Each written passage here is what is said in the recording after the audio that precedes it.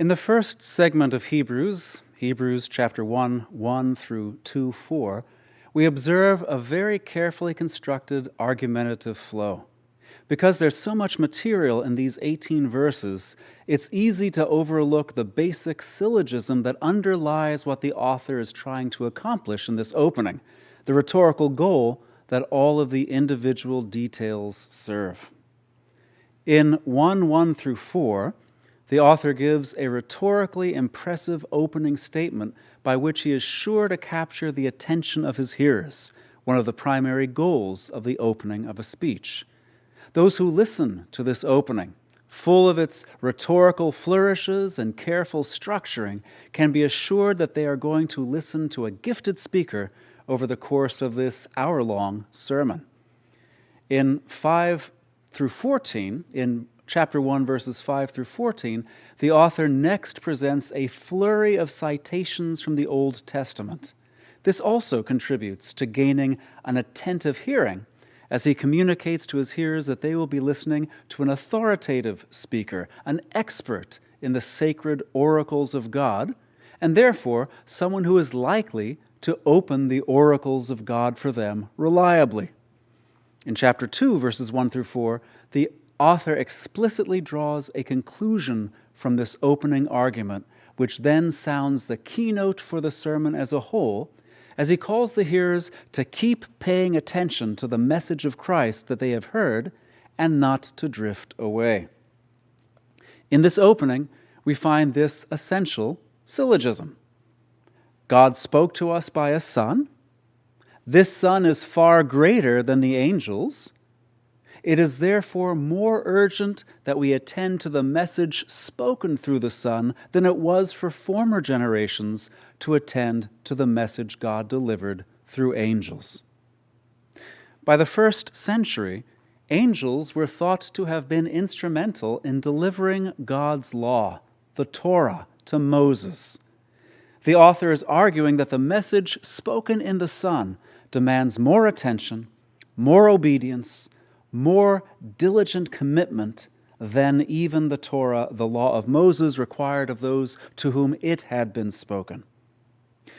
We'll keep in mind this larger argument that the author is building throughout 1 through 2:4 as we move into a closer analysis of the passage verse by verse.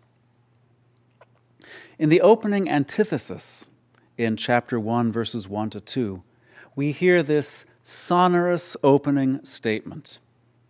In many pieces and in many ways, God long ago spoke to our ancestors in the prophets, but at the end of these days, he spoke to us in a Son.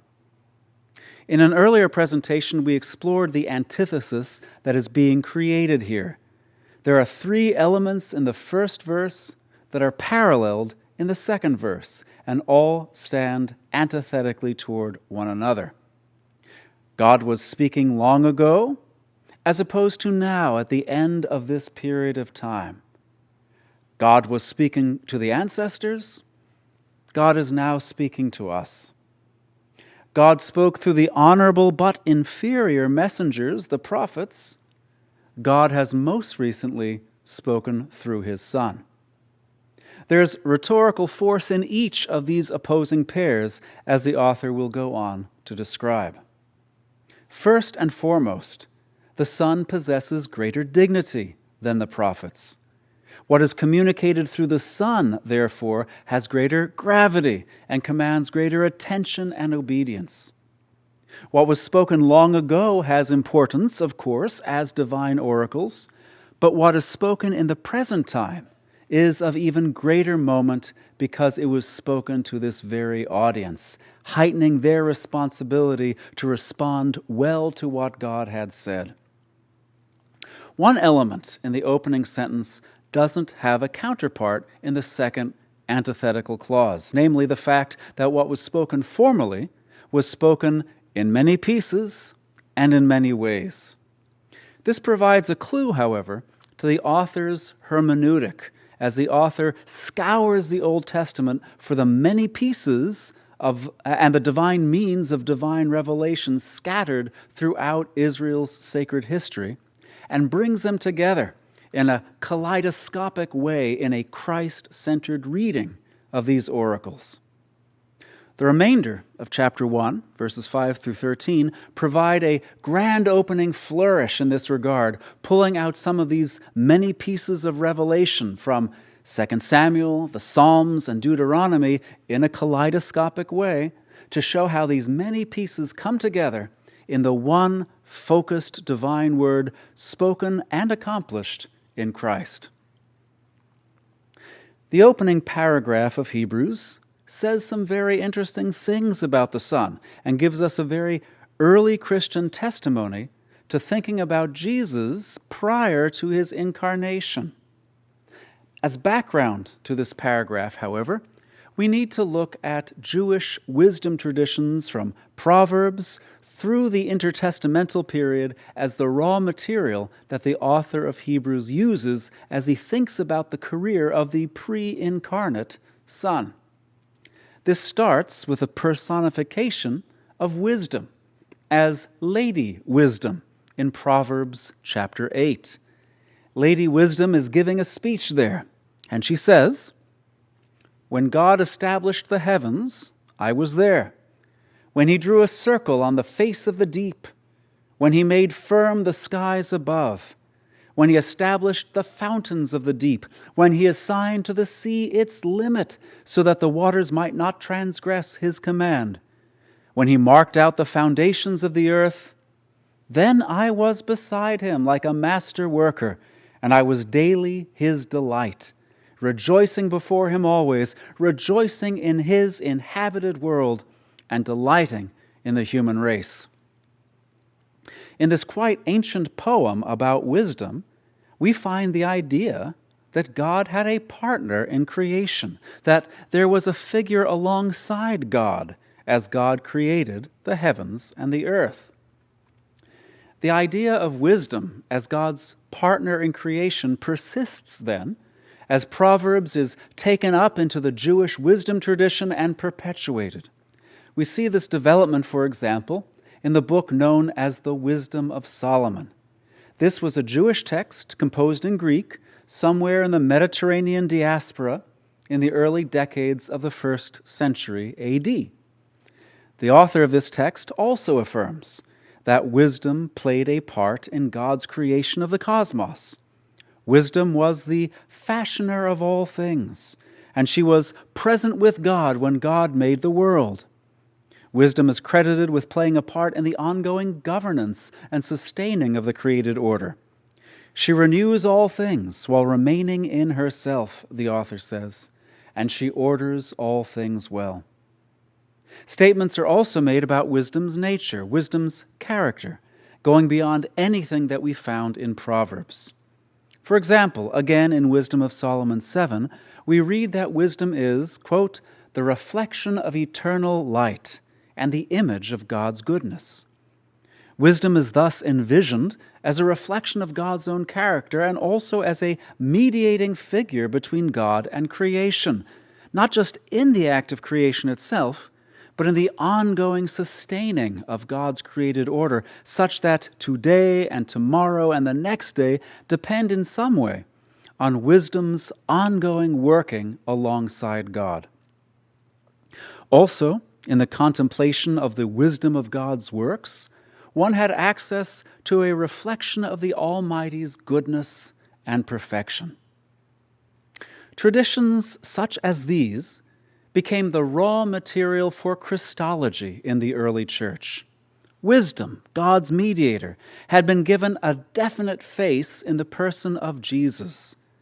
Thus, the details of the pre-incarnate life of the Son as agent of creation, as sustaining power, as a reflection of God's own image, were filled out by means of this Jewish cultural knowledge about wisdom. The author follows his opening statements about God speaking a definitive word in the Son with an encomium on the Son, that is to say, a few lines praising, glorifying, and expanding upon the honor of the Son. On the one hand, This serves directly the purpose of magnifying the importance of the word that was spoken in a son. For the honor of the messenger has an impact on the honor due the message. Secondly, however, it also gives us some important windows into how early Christians were thinking about Christ. And so we read, God spoke in a Son, whom he established as heir of all things, through whom he also created the ages, who is the exact representation of his glory and stamp of his being, bearing all things by the word of his power. Having made purification for sins, he sat down at the right hand of the Majesty in the exalted places. The first claim that is made here on behalf of a son is that God appointed him as an heir of all things. In the statement, the author seems to be drawing on the language of Psalm 2, which was one of the so-called royal psalms, alongside, for example, Psalms 45, 46, and 110. These royal psalms were composed to celebrate the Davidic king or any of David's successors as Davidic kings. In the long centuries after Judean independence came to an end in 586 BC with the Babylonian conquest of Jerusalem, these psalms began to be read with a view to a future restoration of the monarchy. They became messianic psalms. As Jews continued to recite these psalms, they continued to keep alive the hope that God would one day restore the kingdom to Israel. These messianic psalms are very important for early Christian reflection on Jesus, and we will see throughout Hebrews how that author in particular continues to mine them as he develops his understanding and presents his understanding of Jesus. In Psalm 2, verse 8, God is presented as the speaker, and he says to the Davidic monarch, "Ask of me, and I will give you the nations as an inheritance, and the ends of the earth as your possession."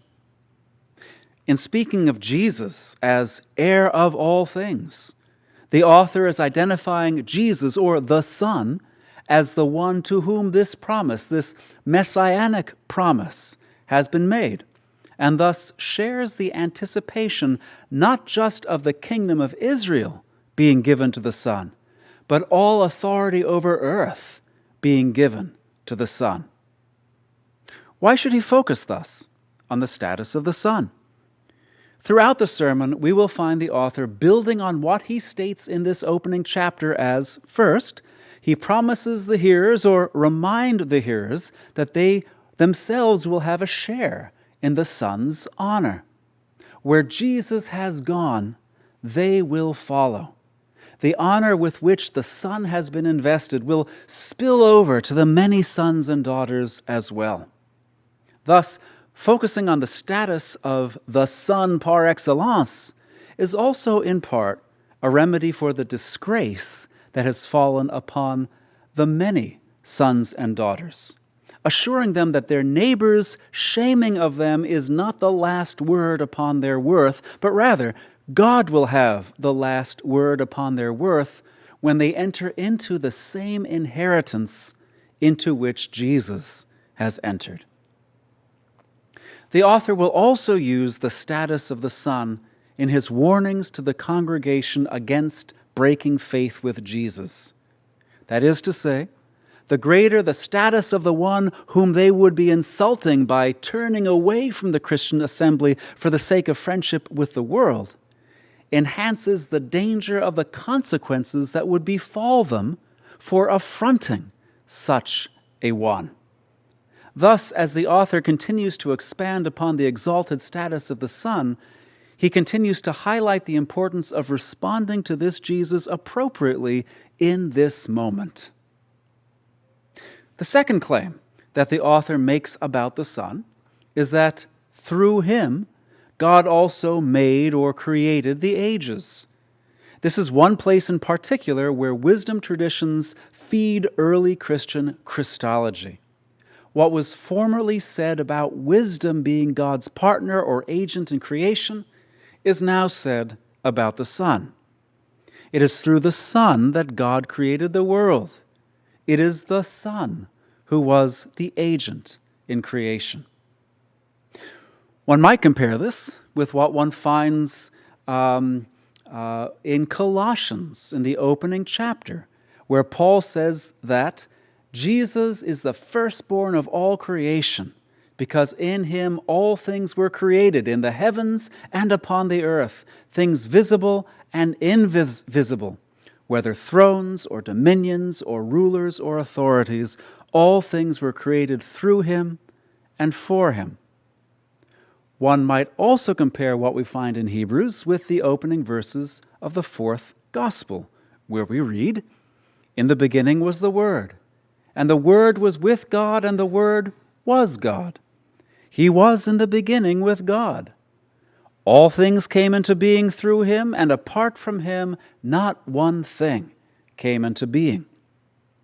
Thus, the author of Hebrews shares in this larger early Christian conversation about the Son as God's agent in creation, where we see a widespread tendency then to use Jewish wisdom traditions to advance Christology. Implicit in this claim about the Son is general knowledge about what is owed the Creator. Those who have been created, who have received the gift of being itself, owe everything to the one who gave them this gift. This is a basic ethical principle that not only the Jew but also the Gentile would readily acknowledge. Aristotle himself would say in his Nicomachean Ethics that because of the gods' role in creating humans, we owe them all the worship that we can possibly give. A third claim that the author makes about the Son is that he is the effulgence or the brightness of God's glory and the exact stamp of God's being. Here also we find wisdom traditions, especially those that we read about in Wisdom of Solomon, feeding early Christian Christology. The author of Wisdom of Solomon spoke of wisdom as the image of God's goodness, as the exact representation of God's character. This is now being applied to the Son. It is in Jesus that one sees most perfectly the image or the imprints of God's stamp, as it were. This also resonates broadly with early Christian discourse. For example, again in the Gospel of John, chapter 14, verse 9, Jesus says, "If you have seen me, you have seen the Father." Or, as Paul wrote in Colossians 1:15, Christ is the image of the invisible God. Once again, our author shares in a broad Christian tendency to look to wisdom traditions to talk about the significance of this Jesus as, in effect, the visible representation of the Almighty.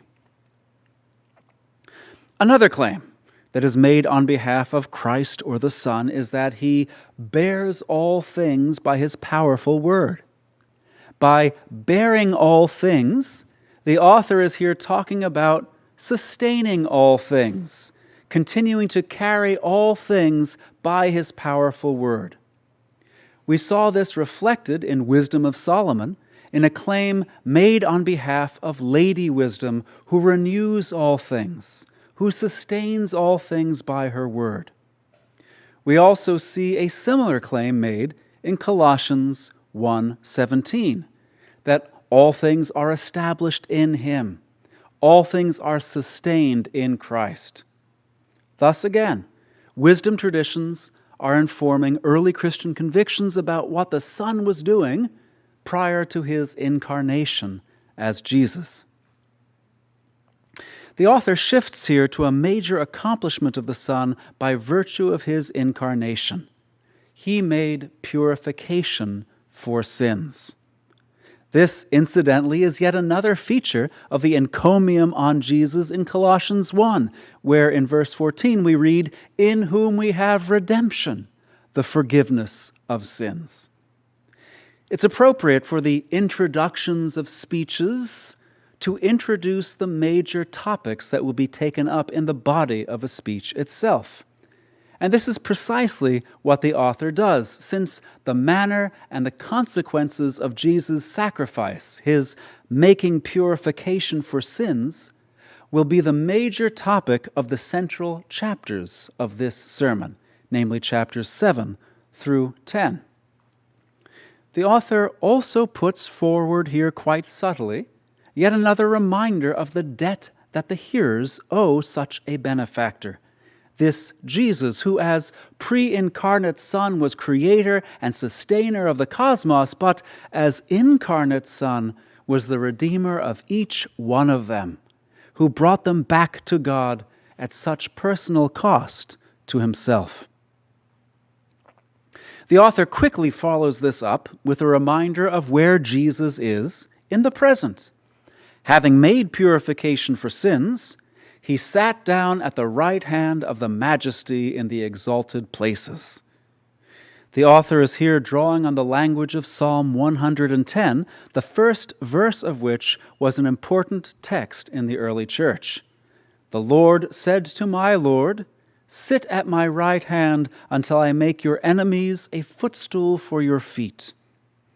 It is noteworthy that Psalm 110 is another royal psalm, originally written as a psalm about, even spoken to, the Davidic monarch, and thus it becomes an important messianic resource in the centuries following the disappearance of the Davidic monarchy and Judean independence. Texts like Psalm 110 supply the author of Hebrews with information about the career of the Son after the earthly ministry of Jesus, just like wisdom traditions supplied the information for the period prior to the incarnation. The opening reminder of the exaltation of the Son, who, as the crucified Messiah, was also most marginalized, disgraced, and afflicted, is a topic that will play an important role throughout this sermon. That is to say, shame in this visible temporary cosmos is no reflection of one's value in eternity. And the path that the Son took through marginalization and shame is the path that brought him to the place of highest honor in the cosmos in God's court. This will help, even from the outset, remind the hearers that the path to greatest honor may indeed be that path of enduring temporary disgrace, the path that they themselves have been trudging now for some time. And again, reminding the hearers of the exalted status of the Son implicitly reminds them of the consequences for all who have not entered into or chosen to remain in a patron-client relationship with this Son. Consequences that the author will make explicit at the end of chapter 1 as he quotes Psalm 110 verse 1 in full. "Sit at my right hand until I make your enemies a footstool for your feet." The author thus reminds the hearers at the same time of the privilege of being connected with so exalted a figure, but also of the consequences of becoming disconnected from such a figure, of acting in such a way that one finds oneself an enemy of the Son rather than a loyal member of the Son's household. The author closes his opening statements about the greatness, the status, and the achievements of the Son with a statement about the Son's relative honor in regard to the angels. He speaks of the Son having become so much greater than the angels as the name that he has inherited is more distinguished than theirs. This raises naturally the question, why does the author now start to focus on angels? If we keep in mind where the author is going, namely chapter 2, 1 through 4, and that exhortation, we'll know the answer to that question. The author is establishing the greater honor of the Son in regard to the angels for the sake of calling for an even more seriously committed response to the words spoken by God in the Son than the response demanded by the words spoken through the angels. We need to pause a bit and think about angels in early Judaism to appreciate the background of the author's statement here and the statements he will go on to make throughout the remainder of this chapter. Angels, of course, are known throughout Jewish texts as part of God's heavenly entourage. They are God's ministers, God's agents who deliver God's messages, who enact God's judgments and punishments upon transgressors.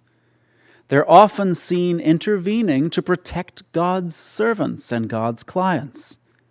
The angels are also seen frequently throughout the historical books or the books of the Second Temple period, fighting against the enemies of Israel as a celestial army. One particular role of angels that develops in the Second Temple period is their role as mediators of the requests of God's people, mediators of divine favor, of answers to prayer. Archangels stand in God's very presence. They're in fact often spoken of as the angels of the presence. Therefore, they begin to be seen as well-placed to secure God's favor for God's clients who are further removed from God in the earthly sphere. It is thought increasingly that angels direct the prayers of the righteous to God. We can find this in extra-canonical books like 1st Enoch, or in Tobit, or in the book of Revelation. Priestly functions begin to be attributed to angels, as God's dwelling in heaven is increasingly viewed as a heavenly temple. The angels become priests and ministers of the courts of the heavenly temple, of which the ministry of Levi and his descendants will be a reflection on earth. The most striking expression of this comes from the Testament of Levi, one of the testaments of the 12 patriarchs, likely composed during the 1st century BC. There we read, "There with him, with God, are the archangels, who serve and offer propitiatory sacrifices to the Lord on behalf of all the sins of ignorance of the righteous ones. They present to the Lord a pleasing odor, a rational and bloodless oblation." This has some relevance for Hebrews.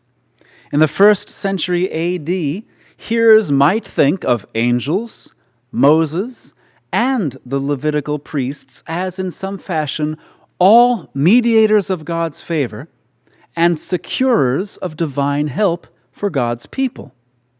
Thus, the author of Hebrews holds all three together as he compares first angels, then Moses, then the Levitical priests to Christ, showing that all mediators pale in comparison with Jesus, our great high priest.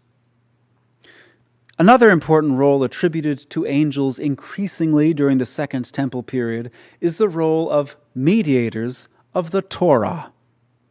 In Paul's letter to the Galatians, for example, Paul writes, "Why then the law? It was added because of transgressions until the offspring would come to whom the promise had been made, and it was ordained through angels by a mediator." The same idea is reflected in the book of Acts, in Stephen's speech in Acts chapter 7. Stephen says, "Moses is the one who was in the congregation in the wilderness with the angel who spoke to him at Mount Sinai, and with our ancestors, and he received living oracles to give to us." Stephen speaks then, again toward the end of his sermon, "You are the ones that received the law as ordained by angels, and yet you have not kept it." This background is also relevant for Hebrews because in Hebrews chapter 2, verse 2, the author will speak of the word that was spoken through angels, by which he clearly means the Mosaic covenant, the law that was given now not by God directly, but by God's mediators and messengers, the angels. The author's claim in chapter 1, verse 4, that the Son is to such a degree greater than the angels as the name he has inherited is greater than theirs, becomes the launching off point for a string of scriptural citations in the remainder of chapter 1. It's often overlooked that these citations are developing a series of arguments in support of the author's claim. Not that anyone in the audience would seriously dispute the claim that the Son was greater than the angels. We should read this chapter still as the author building common ground with his audience, rather than the author entering into points of dispute with his audience. The sting of all that the author is saying in chapter 1 will come in chapter 2, verse 1, following his therefore. This string of scriptural citations falls into 3 blocks of argumentation. The first is in verses 5 and 6. The second extends through verses 7 to 12, and the third in verses 13 and 14. In the first block we read, "For to which of his angels has God ever said, 'You are my son, today I have begotten you'? And again, 'I will be to him for a father, and he will be to me for a son.'" The author here is quoting first Psalm 2, verse 7, and then 2 Samuel chapter 7, verse 14, both of which are texts that are at the heart of Davidic monarchic ideology. They have become, however, messianic texts, as Israel as a whole has continued to labor under Gentile domination, looking for the day when God might restore Judean independence and an independent monarchy, preferably from the house of David. The author of Hebrews assumes that his hearers will assent to reading a text like Psalm 2 or 2 Samuel 7:14 messianically, and particularly as spoken about the Son, Jesus. This opening also forms a neat inclusio with chapter 1, verse 13. Both verse 5 and verse 13 open with the same rhetorical question: to which of the angels did God ever say? The second step in this argument involves a variation of Deuteronomy 32, verse 43. As the author writes, "But when he again leads the firstborn into the oikumene, the inhabited realm, he says, 'And let all God's angels worship him.'" This text is known from the Song of Moses in Deuteronomy 32. There is some interesting variation, however, in the text of Deuteronomy 32, verse 43.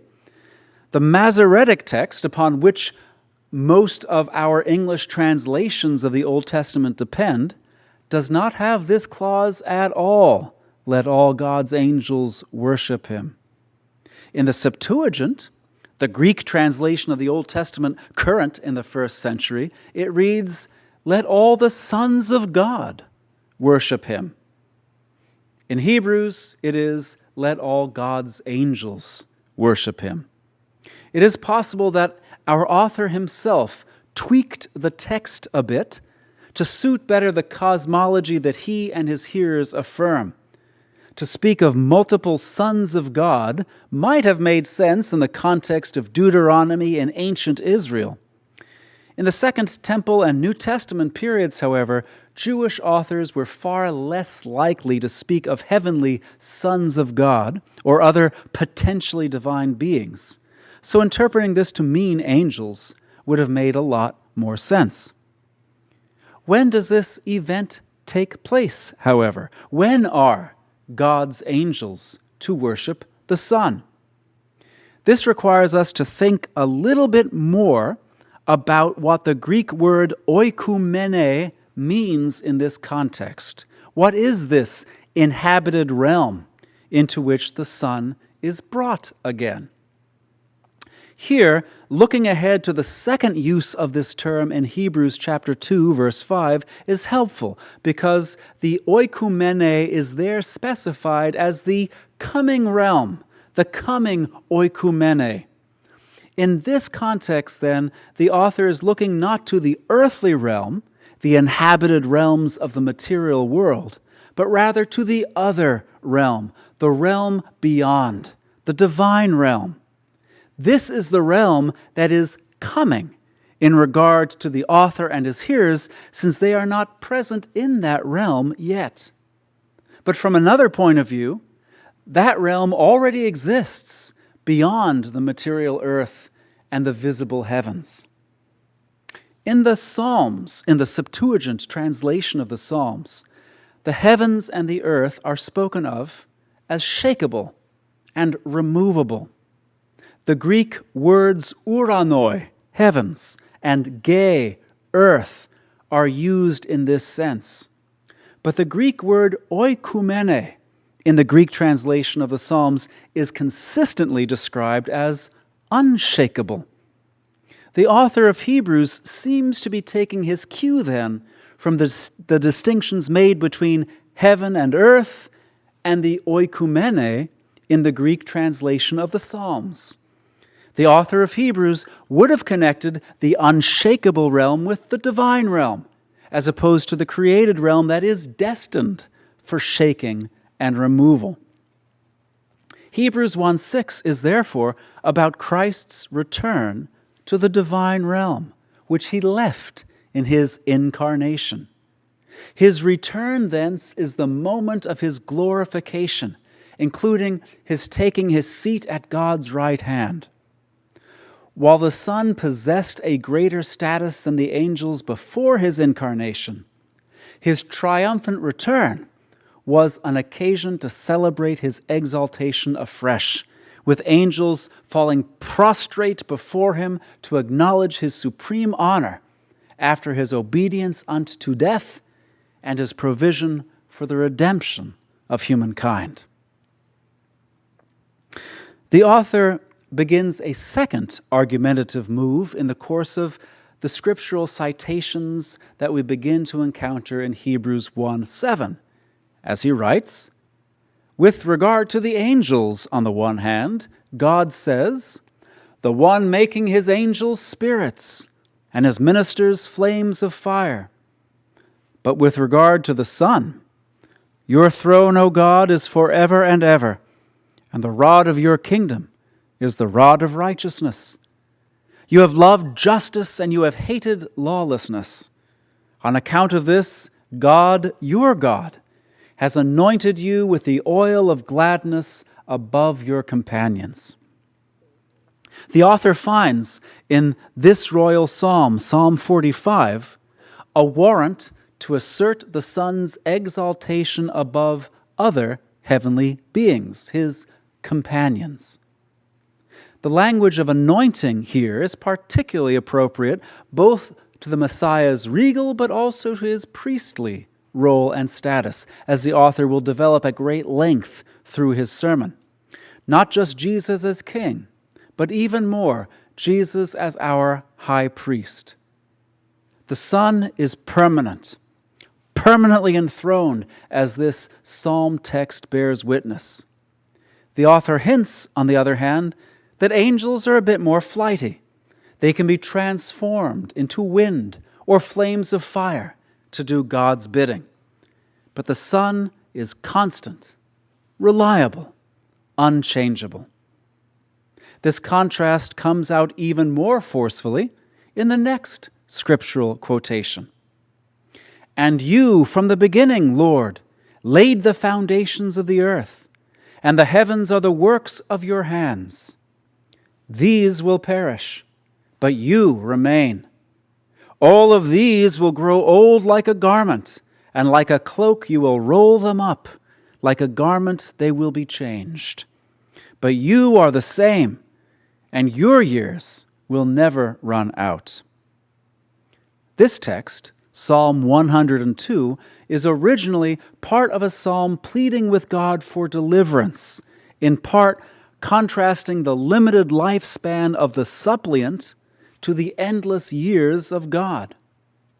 As the author of Hebrews has excerpted these verses, however, the author is highlighting the difference between the material, visible realm, the heavens and the earth, and the sun. The material realm is temporary. It is destined for destruction, like a garment grows old and is changed out, or like a cloak is rolled up. But the sun lasts forever. You are always the same, and your years will never run out. This is relevant for the author's argument in two important ways. First, the sun is what lasts. Connection with the sun is connection with what matters for eternity. Whatever one might gain or lose in this visible creation matters for a relatively short time. This will impinge on the audience's choices in their context. Will they, for the sake of short-term gain, really let go of their grasp of the one who can grant them gain for eternity? It is also relevant for the author's argument in that the sun's unchangeable character makes the sun supremely trustworthy. This comes out in a subtle way here, but more fully it will come out in Hebrews 13, verse 8. Here, though, when the author says, "You are the same," it is in the context of his setting pretty much saying pretty much the same thing as "you are constant." For example, Dio Chrysostom, a late 1st, early 2nd century Greek statesman and philosopher, wrote an oration on the subject of distrust.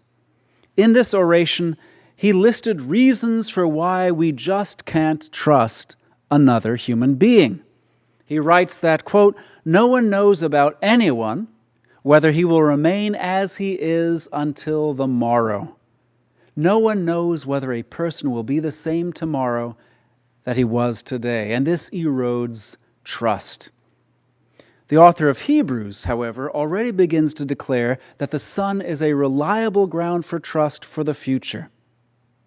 Nothing that the material creation has to offer comes close. The third argumentative move that the author then makes comes at the close of chapter 1 with the last two verses. "To which of the angels has he ever said, 'Sit at my right hand until I set your enemies as a footstool for your feet'?" There's an implied antithesis here. What wasn't spoken to any angel was spoken to the Son in early Christian understandings of Psalm 110, which was generally read as a divine oracle spoken to Jesus. Already, the historical Jesus was remembered to have recited this verse as a messianic text, one that his opponents were overlooking. In Mark chapter 12, for example, we find Jesus pulling Psalm 110 out and asking the scribes, "If David calls the Messiah Lord, how can the Messiah be David's son?" This is again a royal psalm about the enthronement of the Israelite or the Judahite king, and has become a messianic psalm about the future king, the Messiah. The eschatological significance of this verse here is to remind the hearers that the Son, the Jesus whom they follow, is the end-time winner, all of whose enemies will be subjected to his rule. Indeed, all of whose enemies are specifically dishonored, set below his feet as a footstool. The author will keep that eschatological horizon clearly in view for his audience, since the eschatological horizon introduces the crisis with which he wants them to be primarily concerned. As long as their eyes are on the things of this world, commitment to the Christian group may begin to appear disadvantageous. With their eyes firmly fixed on the day of the Son's return, however, they will be more apt to accept and follow the author's plan for survival and even success, which involves continued commitment to the confession of the faith and continued investment in one another and in Christian witness. The author closes off this period of argumentation with another rhetorical question referring to the angels. Are they not all ministering spirits, sent for service to those who are about to inherit salvation? The rhetorical question here again assumes the audience's readiness to agree with the author's statements about the angels.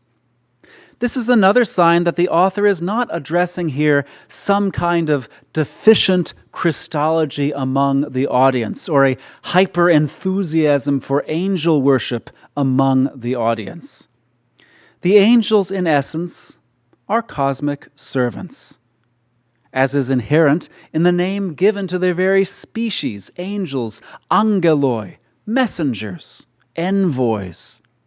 Their glory and status as superhuman beings are merely pointers to the greater glory and status of Jesus, now enthroned at the right hand of the Most High. One phrase in this closing rhetorical question merits closer consideration. The author refers to believers as those about to inherit salvation. The word in Greek behind salvation is the familiar one, soteria, deliverance, salvation. The author of Hebrews has a very different frame of reference for thinking about salvation than many Christians, especially Christians today. Many Christians today think of salvation as something already possessed, already enjoyed.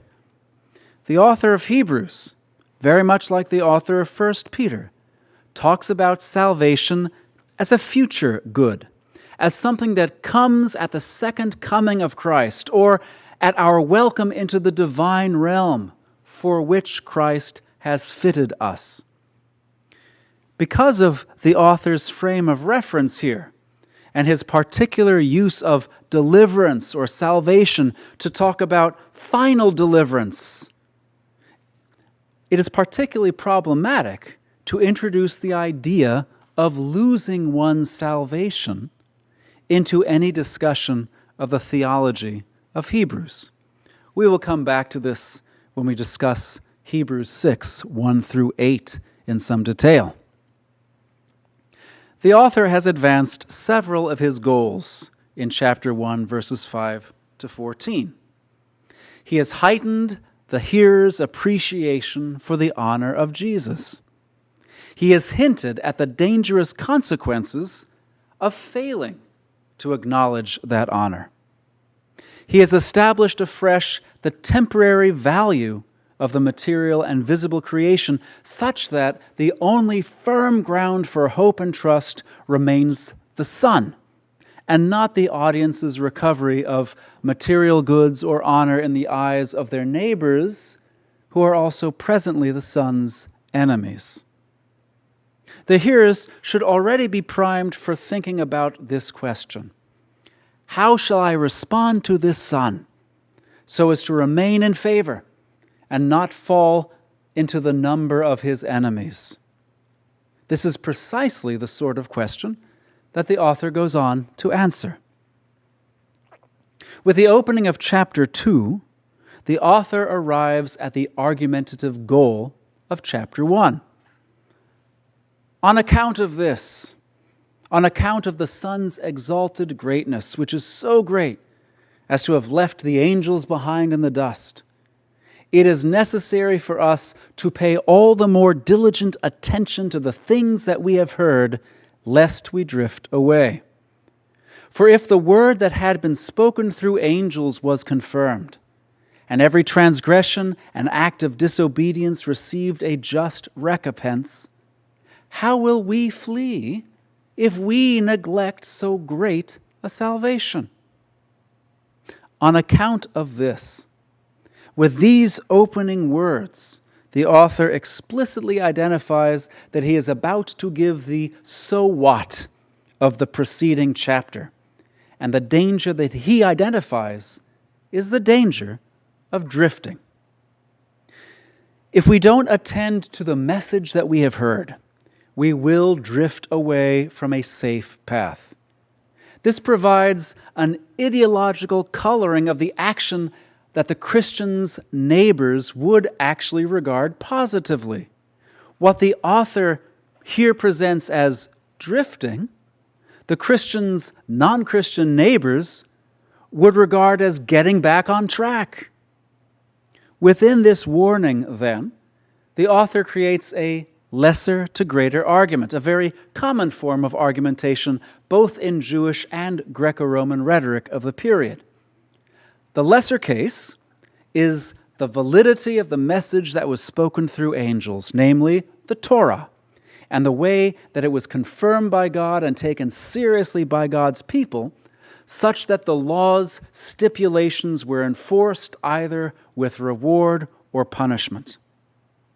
The greater case now is the message that was spoken through the Son.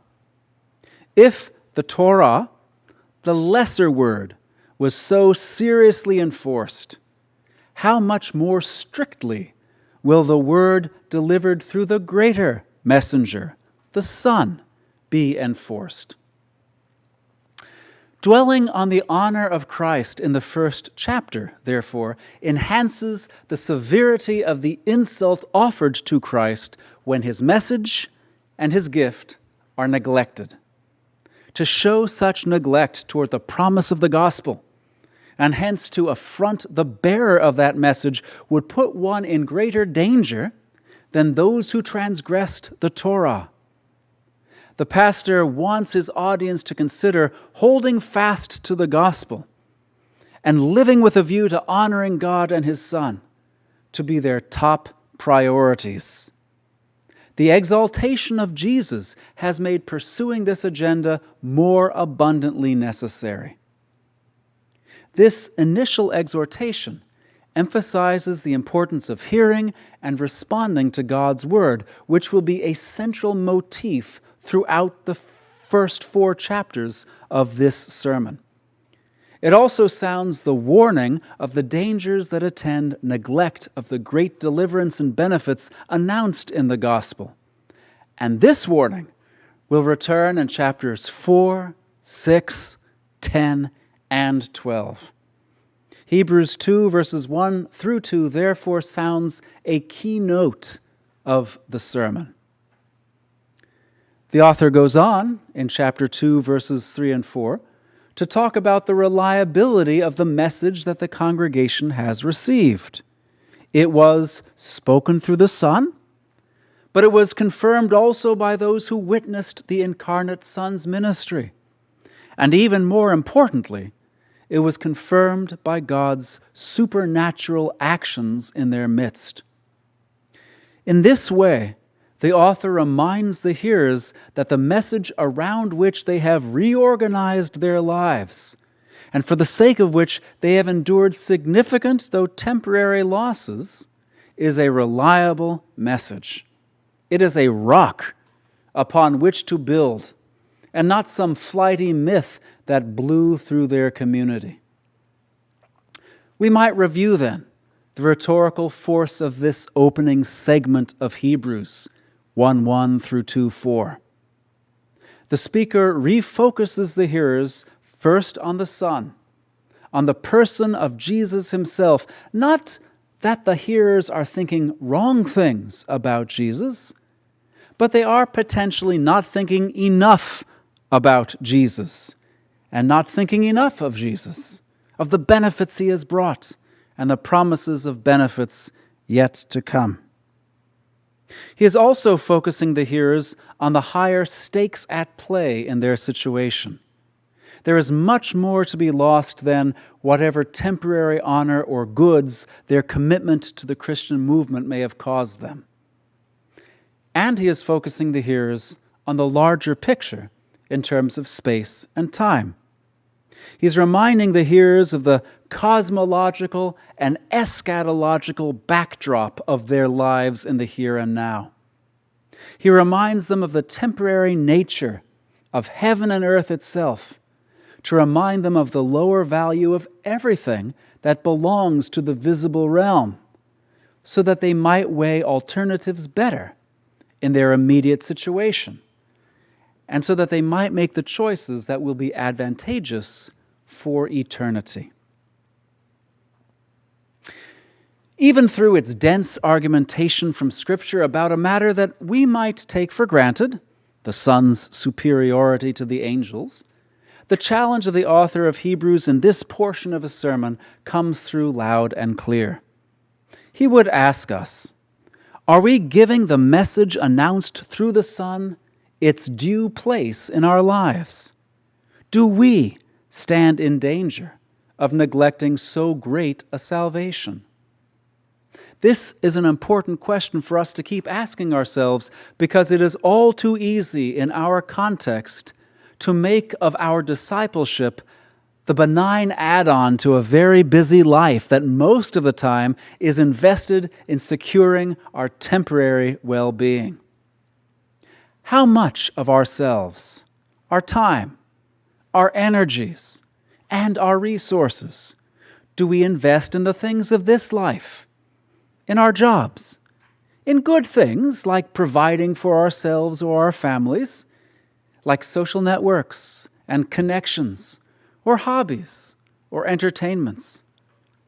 And how much do we invest in following Jesus, in growing more closely into Christ-likeness, in going to those places that Jesus would have us go as his emissaries, whether to serve, or to share the good news, or in some way to reach out as his hands to the world around us? Our answer to such questions of self-examination will show us what our top priorities are, whether they are our day-to-day life and well-being, or our service to God, our proper response to Christ, our valuing of that relationship, and our obligations within that relationship above everything else. Another contribution that the author makes is to remind us that in the face of Jesus, we see the face of God.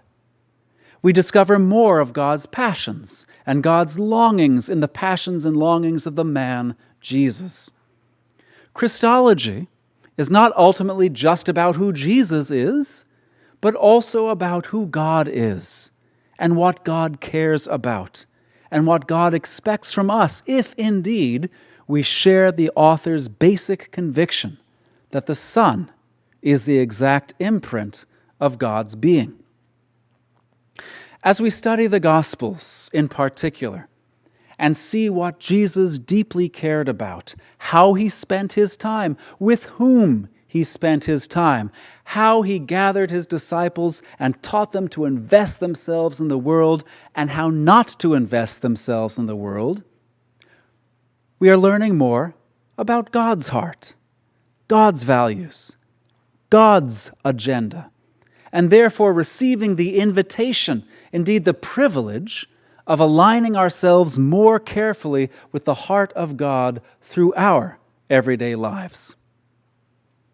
The author also challenges us to continually perceive the difference between what is temporary and what is eternal, and to discern how to invest ourselves and align ourselves and spend ourselves wisely. One of the things that impresses itself upon us as we age is the shortness of life and the importance of every hour. Do we kill time, or do we use time? Do we invest our limited span upon this globe wisely for eternity? Or do we fritter away the self, the hours, the life that God has given us in pursuit of that which will simply evaporate on the great day of Christ's return, when God will judge the world? A corollary to this is to remember always what is the solid rock upon which to ground our lives, upon which to build our life. In the author's reminder that Christ is eternal, whereas the world and all of its concerns are ephemeral, vapid. The preacher anticipates the hymn, Christ, and the words spoken through him as the solid rock. All other ground is sinking sand.